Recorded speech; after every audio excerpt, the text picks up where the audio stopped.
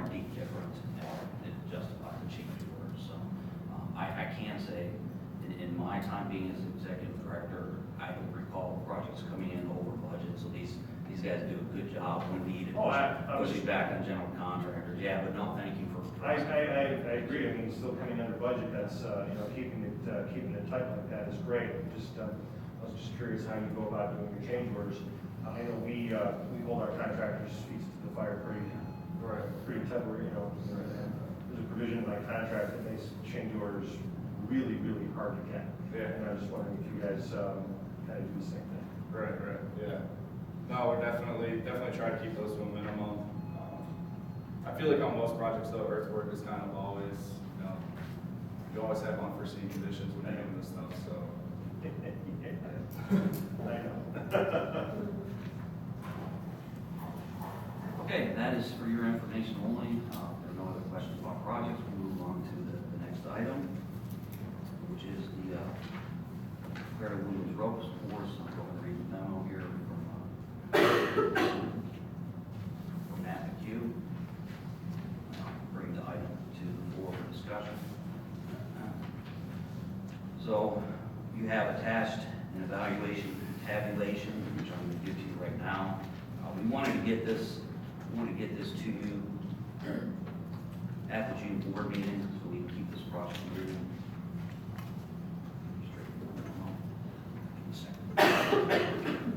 You have the memo for me in our board packet. Those are two-sided. Second look at that.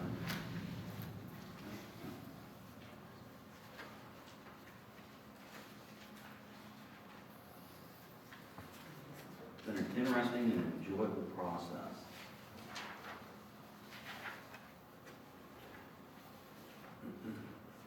So Matt says, John attaches an evaluation tabulation along with the rankings for the two companies that submitted qualifications for design build services for the development of the ropes course at Clarendon Woodlands. After reviewing and ranking the qualifications received by the planning department, Aerial Designs scored the highest. The next step would be to begin the process of negotiating and execution of a design build agreement with Aerial Designs not to exceed the approved $60,000 for the ropes course in the 2017 budget. If an agreement cannot be reached with Aerial Designs, negotiations would then start with Tree Dimensional, which scored the second highest. We did phone interviews with both of these companies. You have the score sheet. As Matt mentioned, Aerial Design would score out a little bit higher.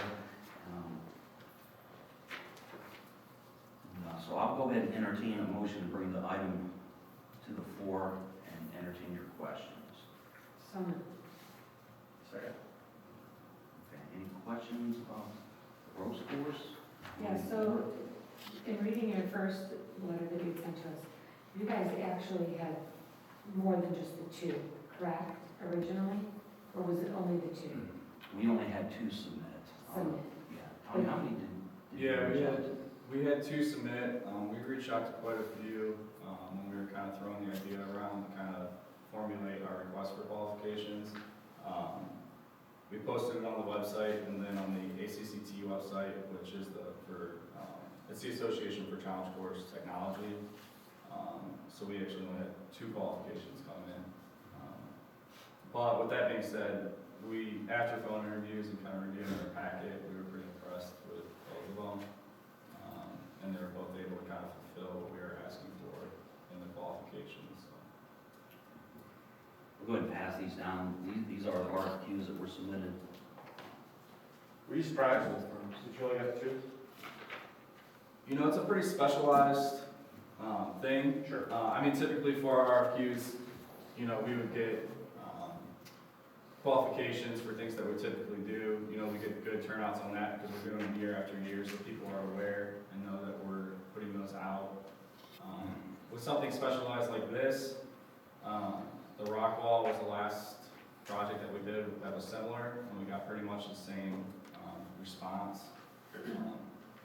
You're not really going to find an expert, which we kind of need, being a public park district locally, too often for a project like this. So you kind of have to open it up to a national level in order to make sure you meet meeting all the safety qualifications, so. To give you an idea, we went far and wide. The one company is out of Oregon, the other company is out of Alaska. So we went really far. This type of work, I mean, this type of work is something where a lot of these units are built off-site and brought in. So they're being built by a fabricator off-site and brought to the park.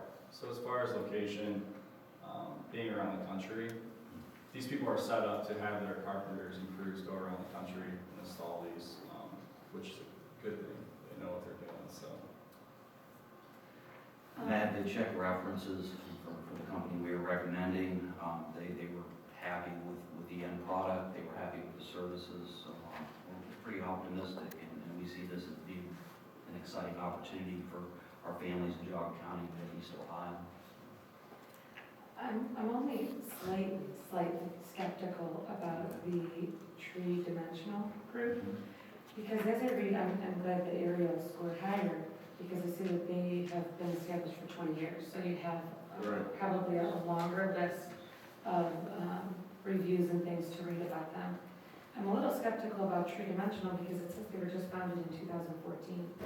So, 3 years, to me, you don't get into that 5 or 10 years when things start to deteriorate or things like that. They're not there yet to see. I'm just a teeny bit skeptical about them.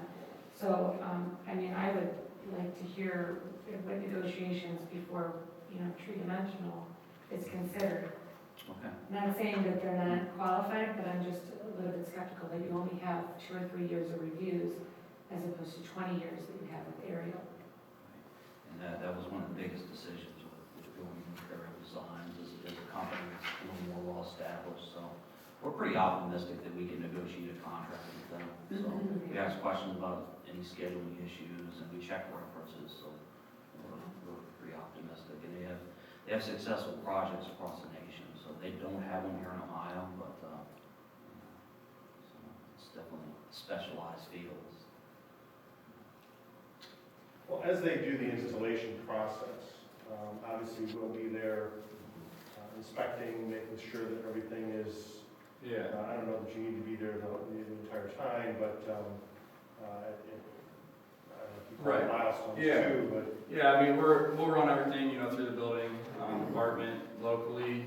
Any inspections that are required, obviously, we'll fulfill those. I know you'll do the required Right. inspections. I'm wondering, based upon Mr. Torres' Yeah, concerns, that you'll do additional inspections. yeah, no, we're out there pretty often for CA throughout the project, so we're typically out there multiple times during the week, something like this, where it'll probably be a pretty quick install because everything will be built.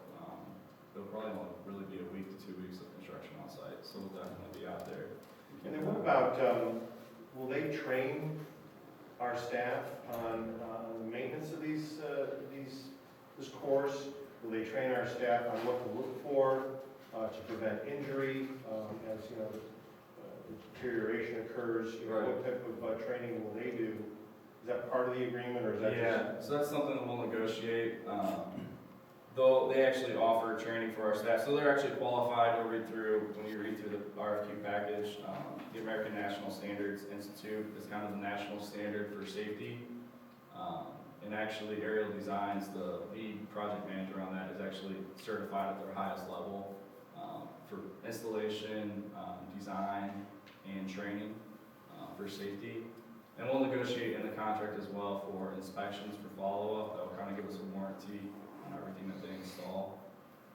And as far as staff, they will come out and train, depending on the staff that we provide to them and their experience. They'll kind of train to that level. But there's a standard test at the end of that training that our staff will have to take in order to operate something like this. And with the kind of maintenance and the lifespan of the ropes course, they will put together a manual for us after they install it that we can kind of follow to make sure we're keeping up on proper maintenance. So. I'd like to at least read this, Sure. 1 or 2 sentences. It says, if there are no weather-related accidents such as trees or objects falling and hitting the course, this will last 15 years without requiring any repairs. Minor maintenance such as replacing a board or ceiling for visual appeal is definitely recommended but is not required for longevity.